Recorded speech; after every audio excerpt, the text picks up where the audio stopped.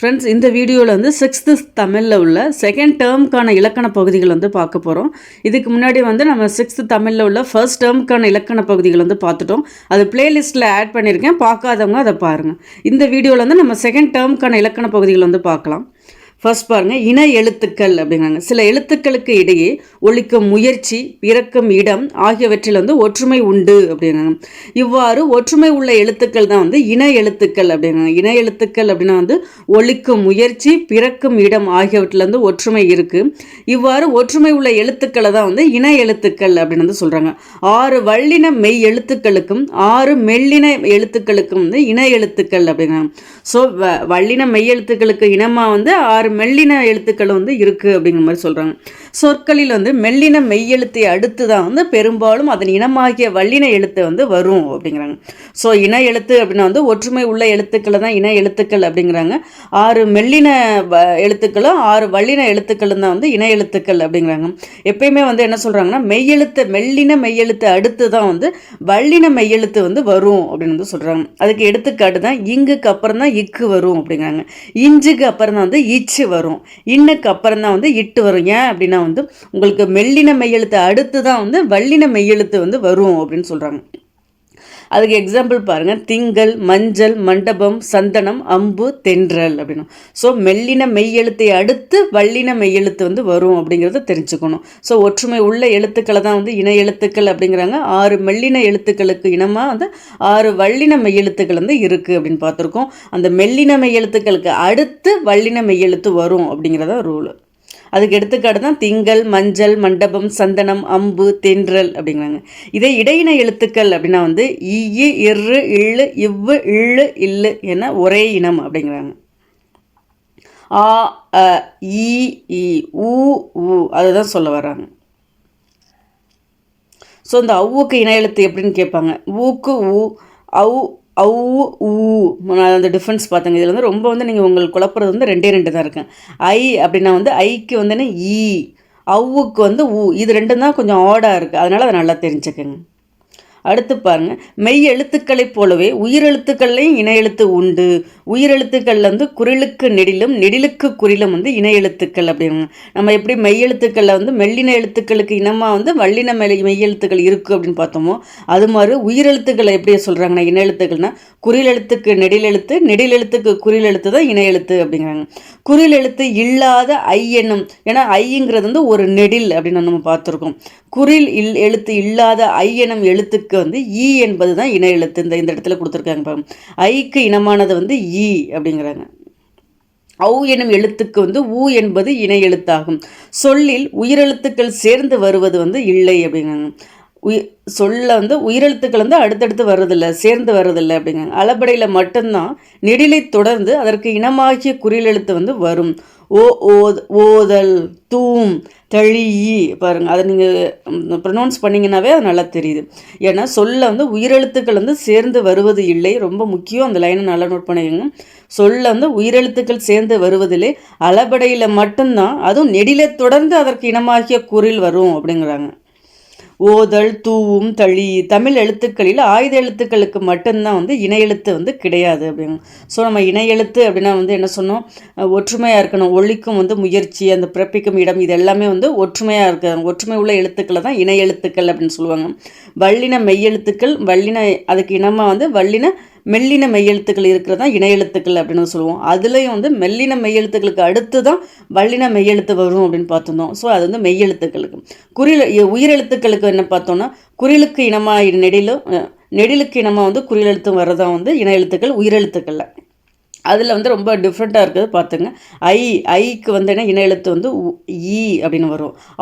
அப்படின்னு நீங்கள் ப்ரொனவுன்ஸ் பண்ணிங்கன்னா தெரியும். அதுக்கு இது வந்து ஊ, அதுதான் வந்து இன எழுத்து. ஸோ உயிரெழுத்துக்கு இன எழுத்துக்கள் இருக்குது, மெய்யெழுத்துக்களே இன எழுத்து இருக்குது. எதில் இன எழுத்துக்கள் வந்து இல்லைன்னா ஆயுத எழுத்துக்கு வந்து இன எழுத்து வந்து கிடையாது. தமிழ் எழுத்துக்களில் ஆயுத எழுத்துக்களுக்கு மட்டுமே இன எழுத்து இல்லை, அது ரொம்ப முக்கியம்.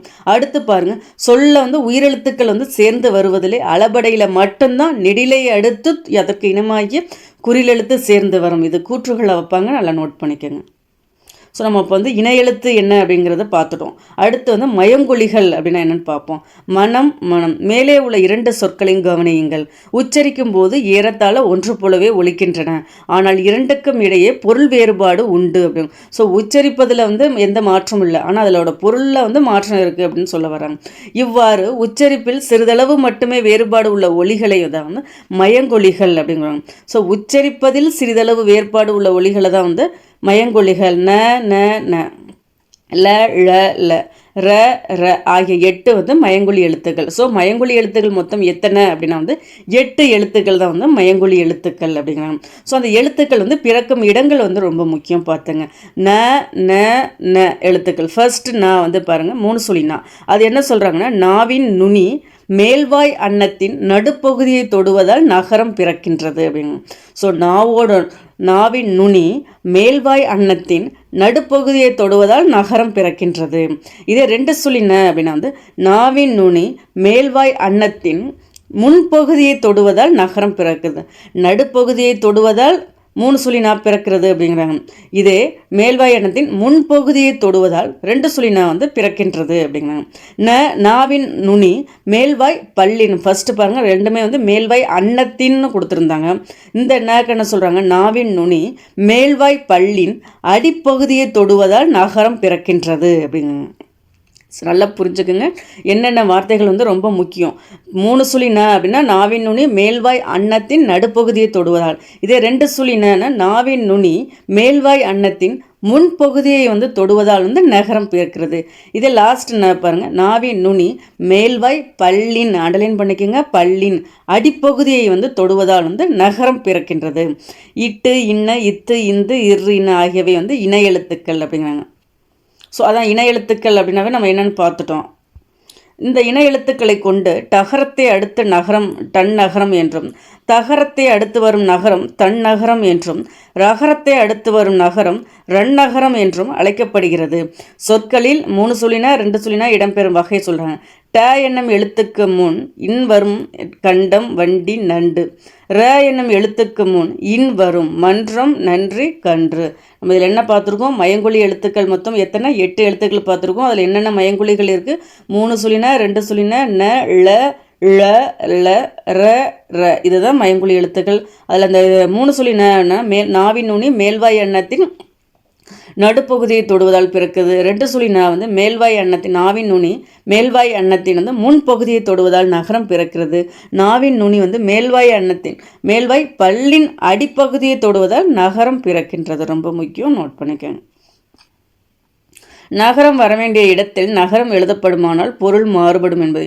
வானம்னா வெடி, இதே வானம்னா ஆகாயம், அந்த நேல மட்டும் டிஃப்ரென்ஸ் பார்த்தாங்க. பனினா வேலை, பனினா குளிர்ச்சி. ஸோ அந்த 3க்கு மயங்கொலிகளை பார்த்துட்டோம். அடுத்து இந்த மயங்கொலிகள் வந்து ல அப்படின்னா வந்து நாவின் 2 பக்கங்கள் வந்து தடித்து மேல்வாய் பற்களின் அடியை வந்து லகரம் தோன்றும். மேல்வாய் பற்களின் அடியை தொடுவதால் லகரம் வந்து தோன்றும். இதுவே வ போல இருப்பதால் வந்து வகர லகரம் என அழைக்கிறோம் அப்படிங்க. இந்த லவை வந்து என்ன சொல்கிறாங்கன்னா, இது வந்து வ போல இருப்பதனால இதை வகர லகரம் என அழைக்கிறோம். கேட்கலாம், வகர லகரம் என அழைக்கப்படும் சொல் வந்து எது அப்படிங்கிற மாதிரி கேட்கலாம். எழுத்து வந்து எதுன்னு கேட்கலாம். இல்லை, நான் மேற்பற்களின் அடியை தொடுவதால் லகரம் தோன்றும். அந்த அடியை, அதுதான் ரொம்ப முக்கியம். அந்த ஹைலைட் பண்ணியிருக்க பாயிண்ட் வந்து நல்லா பார்த்துங்க. ந மேல் பற்களின் அடியை தொடுவதால் லகரம் தோன்றும். இது வ போல உள்ளதால் வகர லகரம் என்கின்றோம் அப்படிங்கிறாங்க. அடுத்து பாருங்க, ல நா மேல் அன்னத்தின் நடுப்பகுதியை தொடுவதால் லகரம் தோன்றும். இதை வந்து பொது லகரம் அப்படிங்கிறாங்க. வகர லகரம்னா எது, பொது லகரம் அப்படின்னா எதுன்னு பார்த்துங்க. இது ந போல இருப்பதால் நகர லகரம். பொது லகரம்னாலும் ஒன்று தான், நகர லகரம் அப்படின்னாலும் ஒன்று தான், அதனால பார்த்துங்க. ழ அப்படின்னா வந்து நாவின் நுனி மேல் நோக்கி வளைந்து வருடுவதால் லகரம் தோன்றும். ஸோ ல அப்படின்னா வந்து நான் பற்களின் அடியை தொடுவதால் லகரம் தோன்றும். இதே ல அப்படின்னா மேல் அன்னத்தின் நடுப்பகுதியை தொடுவதால் லகரம் தோன்றும் அப்படின்னு. ழ அப்படின்னா வந்து நாவின் நுனி மேல் நோக்கி வளைந்து வருடுவதால் வந்து லகரம் தோன்றும் அப்படின்னு. லகரமும் லகரமும் ஒரே இடத்திலிருந்து ஒழிக்கப்படும்.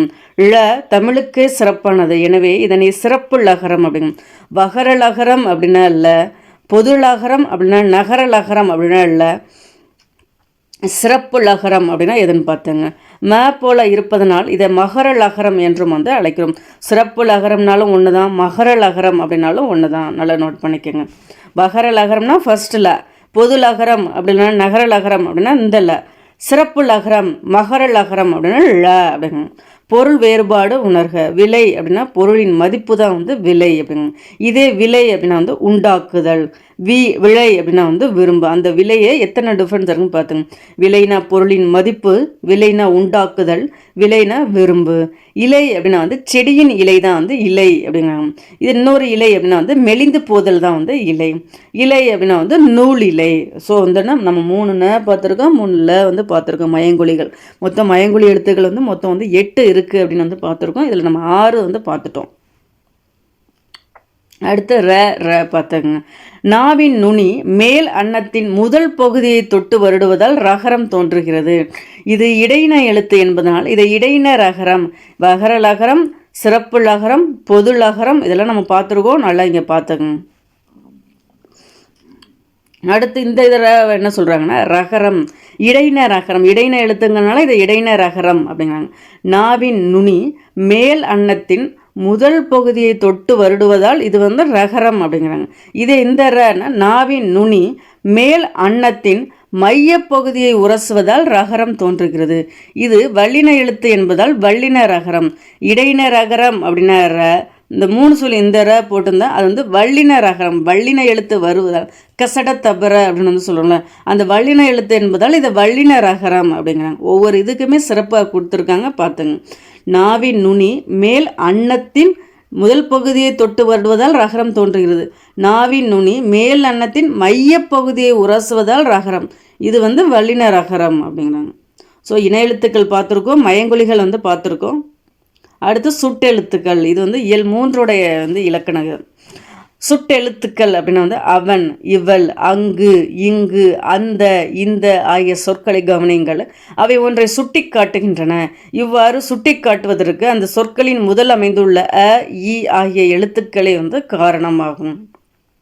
ஒன்றை சுட்டிக்காட்ட வரும் எழுத்துக்குத்தான் சுட்டெழுத்து அப்படிங்கிறாங்க. அ, இ, உ ஆகிய 3 எழுத்துக்களும் தான் சுட்டெழுத்துக்கள். ஸோ சுட்டெழுத்துக்கள் அப்படின்னா அந்த, இந்த அப்படின்னு சொல்கிறோம் பார்த்தீங்களா, அதுதான் சொல்கிறாங்க. அ, இ, உ இதுதான் சுட்டெழுத்துக்கள் அப்படிங்கிறாங்க. ஆனால் இன்று ஊ வந்து பயன்பாட்டில் வந்து இல்லை, பயன்படுத்துவது இல்லை அப்படிங்கிறாங்க. ஸோ சுட்டெழுத்துக்கள் 3ல் வந்து எது பயன்படுத்துவது இல்லை அப்படின்னா ஊங்கிறத வந்து பயன்படுத்துவது இல்லை. அகச்சுட்டு புறச்சுட்டு அப்படின்னா என்னென்னு பார்த்தாங்க. அகச்சுட்டுன்னா இவன், இவன், இவன், அவன், இது, அது இந்த சொற்களில் சுட்டெழுத்துக்களை நீக்கினால் பிற எழுத்துக்கள் வந்து பொருள் தருவதில்லை அப்படிங்கிறாங்க. அதான் அந்த ஈ, இவனில் வந்து அந்த ஈயை நீக்கிட்டோம்னா வெறும் வன் தான் இருக்கும். ஸோ அதில் எந்த பொருளுமே இல்லை அப்படின்னு வந்து சொல்கிறாங்க. இவ்வாறு சுட்டெழுத்துக்கள் சொல்லின் உள்ளேயே, அதான் அகத்தையே இருந்து சுட்டு பொருளை தருவது அகச்சுட்டு. ஸோ அந்த சுட்டெழுத்துக்களை நீக்கிட்டால் பொருள் தராத சுட்டு வந்து அகச்சுட்டு அப்படிங்கிறாங்க. அதான் வேற ஒன்றும் இல்லை. இதே புறச்சுட்டு அப்படின்னா அவ்வானம், இம்மலை, இந்நூல் இந்த சொற்களில் சுட்டெழுத்துக்களை நீக்கினாலும் பிற எழுத்துக்கள் பொருள் தரும். அவ்வானம் அப்படிங்கிறதுல அந்த ஆவை நீக்கிட்டிங்கன்னா வானம்னு வரும். இம்மலை அப்படின்னா அந்த ஈயை நீக்கிட்டோம், அந்த சுட்டெழுத்தை நீக்கிட்டோம்னா மலை அப்படிங்கிற பொருள் தரும். ஸோ பொருள் தந்தா புறச்சுட்டு, பொருள் தரலை சுட்டெழுத்துக்களை நீக்கியும் பொருள் தரல அப்படின்னா அகச்சுட்டு அப்படிங்கிறாங்க. இவ்வாறு சுட்டெழுத்துக்கள் சொல்லின் வெளியே புறத்தே இருந்து சுட்டுப்பொருளை தருவது தான் வந்து புறச்சுட்டு அப்படிங்கிறோம். அண்மை சுட்டு செய்மை சுட்டு அப்படின்னு பார்த்துங்க. இவன், இவர், இது, இவை, இம்மரம், இவ்வீடு இந்த சொற்கள் நம் அருகில் அண்மையில் உள்ளவற்றை வந்து சுட்டுக்கணும். ஸோ அருகில் இருக்கிறத சுட்டுறத அண்மை சுட்டு அப்படிங்கிறாங்க. இவை வந்து அண்மை சுட்டு எனப்படும். அண்மை சுட்டுக்குரிய எழுத்து வந்து என்ன அப்படின்னா வந்து ஈ அப்படிங்க. ஸோ அருகில் இருக்கிற பொருள்களை சுற்றுறது தான் அந்த அண்மை சுட்டு. அதுக்கு உள்ள எழுத்து வந்து என்ன அப்படின்னா வந்து ஈ. அது ரொம்ப முக்கியம். இதுதான் கீ பாயிண்ட் நமக்கு. அருகில் உள்ளவற்றை சுட்டுவது வந்து அண்மை சுட்டு. அண்மை சுட்டுக்கான எழுத்து வந்து என்னென்னா ஈ. அடுத்து சேமை சுட்டு அவள், அவர், அது, அவை, அவ்வீடு அப்படின்னு இந்த தொலைவில் இருக்கிறத வந்து சுட்டுறது வந்து சேமை சுட்டு அப்படிங்கிறாங்க. அதுக்குள்ள எழுத்து வந்து என்னென்னா அதுதான் வந்து சேமை சுட்டு அப்படிங்கிறாங்க. ஸோ அண்மை சுட்டுக்குரிய எழுத்து ஈ, சேமை சுட்டுக்குரிய எழுத்து வந்து அப்படின்னு சொல்கிறாங்க. அந்த நல்லா டிஃப்ரென்ஸ் புரிஞ்சுங்க. அருகில் உள்ளவற்றிற்கும் தொலைவில் உள்ளவற்றிற்கும் இடையில் இருப்பதை சுட்டிக்காட்ட ஊ என்ற சுட்டெழுத்து அந்த காலத்தில் பயன்படுத்தப்பட்டது. ஏன்னா இந்த சுட்டெழுத்து ஊங்கிற சுட்டெழுத்துக்களே 3 தான். அ இ ஊ அப்படின்னு பார்த்துருக்கோம். அந்த ஊங்கிறத பயன்படுத்தலை. அந்த காலத்தில் என்ன பயன்படுத்திருக்காங்கன்னா அருகில் உள்ளவற்றிற்கும் தொலைவில் உள்ளவற்றிற்கும் இடையில் உள்ள எழுத்துக்களை சுற்றுறதுக்கு ஊ பயன்படுத்திருக்காங்க. உது ஊவன் அப்படின்னு. நம்ம இன்ன வரை என்ன பார்த்தோம்னா அகச்சுட்டு, புறச்சுட்டு, அண்மை சுட்டு, சேமை சுட்டு அப்படின்னு பார்த்தோம். அகச்சுட்டு அப்படின்னா வந்து அந்த எழுத்துல வந்து அந்த சுட்டெழுத்தை நீக்கினாலும் பொருள் தராமல் இருந்த அகச்சுட்டு அப்படின்னு பார்த்தோம். புறச்சுட்டு அப்படின்னா அந்த சொல்ல வந்து அந்த சுட்டெழுத்துக்களை நீக்கினாலும் அது பொருள் தந்தா வந்து புறச்சுட்டு அப்படின்னு பார்த்தோம்.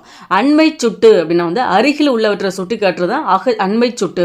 அதுக்குள்ள எழுத்து வந்து என்னென்னா ஈ அப்படின்னு வந்து சொல்லுவோம். இதே சேமை சுட்டு அப்படின்னா வந்து ரொம்ப தொலைவில் இருக்கிறத சுட்டி காட்டுறதுக்கு சேமை சுட்டு அப்படின்னு சொல்லுவோம். சேமை சுட்டுக்கான இணை எழுத்து வந்து என்ன அப்படின்னா அதுதான் ரொம்ப முக்கியம்.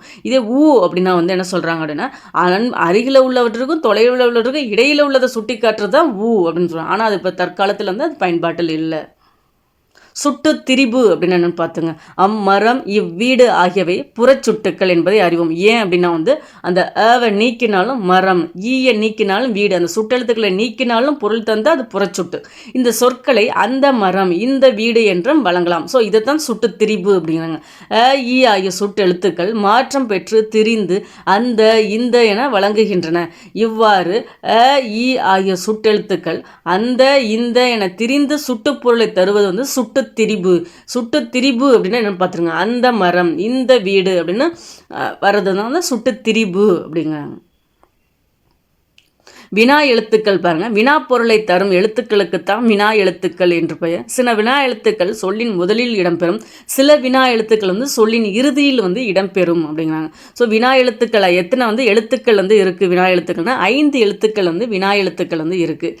ஏ, யா, ஆ, ஓ, ஏ இது 5 தான் வந்து வினா எழுத்துக்கள் அப்படிங்க. ஏ, ஏ, ஆ, ஓ, யா இதெல்லாம் வந்து வினா எழுத்துக்கள். அதில் எது சொல்லின் முதலில் வருது, இடையில் வருது, இறுதியில் வருது பார்த்துங்க. மொழியின் முதலில் வருபவை எது அப்படின்னா வந்து ஏ, யா. அதுக்கு எடுத்துக்காட்டு கொடுத்துருப்பாங்க. எங்கு, யாருக்கு அப்படின்னு வரும். ஏ, யா அப்படின்னா வந்து முதல்ல வருது அப்படிங்கிறாங்க. இதே மொழியின் இறுதியில் வருவது வந்து என்னென்னா ஆ, ஓ இதெல்லாம் வந்து பேசலாமா, தெரியுமோ இதெல்லாம் வந்து வர்றது வந்து இறுதியில் வருது. அதனால் வந்து இறுதி எழுத்துக்கள். ஸோ வினா எழுத்துக்கள் அப்படின்னா வந்து 5 வகைப்படும். 5 என்னென்ன ஏ, யா, ஆ, ஓ, ஏ.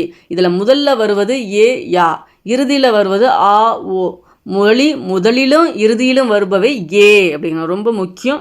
முதலிலும் இறுதியிலும் வருவது வந்து ஏ அப்படிங்கிறாங்க. ஸோ வந்து இதுதான் வந்து வினா எழுத்து. மொத்தம் வினா எழுத்துக்கள்னால் 5 வகைப்படும். அந்த வினா எழுத்துக்கள் வந்து முதல்ல வருது எது, இடையில் வருது வந்து எது, முதல்ல வருது இறுதியில் வருது எது, முதல்லையும் இறுதியிலையும் வருவது எது அப்படிங்கிறது நம்மள தெளிவாக இருந்திருக்குங்க. அடுத்து அகவினா அப்படின்னா எது, யார், ஏன் இந்த சொற்களில் உள்ள வினா எழுத்துக்களை நீக்கினால் பிற எழுத்துக்களுக்கு வந்து பொருள் இல்லை. அதே மாதிரி தான் நம்ம எப்படி பார்த்தோம் அந்த அகச்சுட்டு புறச்சுட்டு அதே தான் சொல்கிறாங்க. இவ்வாறு வினா எழுத்துக்கள் சொல்லின் அகத்தே இருந்து வினா பொருளை தருவது தான் வந்து அகவினா அப்படிங்கிறாங்க. அந்த எதில் வந்து ஏயை நீக்கிட்டால் பொருள் தராதில்ல, வெறும் தூ மட்டும்தான் இருக்குது. அது எந்த பொருளும் தர்றதில்லை. அதனால தான் இது வந்து அகவினா அப்படிங்கிறாங்க. புறவினா அப்படின்னா அவனா, வருவானோ இந்த சொற்களில் உள்ள அந்த நம்ம வந்து வினா எழுத்துக்களில் தான் சொல்கிறோம். ஆ, ஓ ஆகிய வினா எழுத்துக்கள் அந்த இறுதியாக வர எழுத்துக்களை தான் வந்து என்ன ஆ, ஓங்கிற எழுத்துக்கள் தான் வந்து வினா எழுத்துக்களில் இறுதியாக வரும்னு பார்த்துக்கும். அதை நீக்கிறோம்னு வச்சுங்க. அவனா அப்படிங்கல ஆவை நீக்கிட்டா அவன், இன்னும் குட்டல் ஆ தான் வந்து அவனா அப்படின்னு வரும். அந்த ஆவை நீக்கிட்டோம், அந்த வினா எழுத்தை நீக்கிட்டானா அவன்னு வரும். அப்போ பொருள் தருது. ஸோ அந்த வினா எழுத்துக்களை நீக்கியும் பொருள் தந்தா புறவினா, வினா எழுத்துக்களை நீக்கி பொருள் தரலை அப்படின்னா வந்து அகவினா. புரிஞ்சு படிச்சுக்கிட்டிங்கன்னா ஈஸி தான். அவனா, வருவானோ இந்த சொற்களில் உள்ள ஆ, ஓ ஆகிய வினா எழுத்துக்களை நீக்கினாலும் பிற எழுத்துக்கள் பொருள் தரும் அப்படின்னு. இவ்வாறு வினா எழுத்துக்கள் சொல்லின் புறத்தே வந்து வினாப்பொருளை இருந்து தருவது வந்து புறவினா அப்படின்னு சொல்லுவோம். ஸோ இந்த வீடியோவில் வந்து ரொம்ப இம்பார்ட்டண்ட்டான எல்லா கேள்விகளுமே வருது, இடம் பெறுது டிஎன்பிஎஸ்சியில். நல்லா பார்த்துக்குங்க ஃப்ரெண்ட்ஸ். ஃபஸ்ட்டு என்ன பார்த்தோம் அப்படின்னா இணை எழுத்துக்கள் அப்படின்னா வந்து என்னென்னு பார்த்தோம். அடுத்து வந்து மயங்கொலிகள் அப்படின்னா என்ன பார்த்தோம். மயங்கொலிகள் மொத்தம் 8 எழுத்துக்கள் இருந்துச்சு. அந்த எழுத்துக்கள் வந்து பிறக்கும் இடங்களை வந்து நல்லா பார்த்துங்க. அதை வந்து பொறுத்துக்களை வந்து கேட்பாங்க. அடுத்து நம்ம என்ன பார்த்தோம்னா வினா எழுத்துக்கள் வந்து பார்த்தோம். முதல்ல வருது, இறுதியில் வருது, இது முதல்லையும் இறுதியிலையும் வருது எதுன்னு பார்த்தோம். அகச்சுட்டு புறச்சுட்டு, அகவினா புறவினா, இதெல்லாமே பார்த்தோம். ரொம்ப இம்பார்ட்டண்ட்டான இது. நீங்கள் வந்து இதை புரிஞ்சுக்கிட்டீங்க அப்படின்னா வந்து ரொம்ப ஈஸி ஃப்ரெண்ட்ஸ். இது இல்லாமல் வந்து தமிழுக்கு வந்து ப்ரீவியஸ் இயர் கொஸ்டின்ஸ் வந்து போட்டிருக்கோம். பிளேலிஸ்ட்டில் வந்து ஆட் பண்ணியிருக்கோம். அதையும் வந்து முடிஞ்சால் நீங்கள் பாருங்கள். உங்களுக்கு ரொம்ப யூஸ்ஃபுல்லாக வந்து இருக்கும். தேங்க்யூ. பிடிச்சிருந்தா லைக் பண்ணுங்கள், உங்கள் ஃப்ரெண்ட்ஸுங்களுக்கு ஷேர் பண்ணுங்கள். சேனலை சப்ஸ்கிரைப் பண்ணலனாலும் சப்ஸ்கிரைப் பண்ணுங்கள். தேங்க்யூ.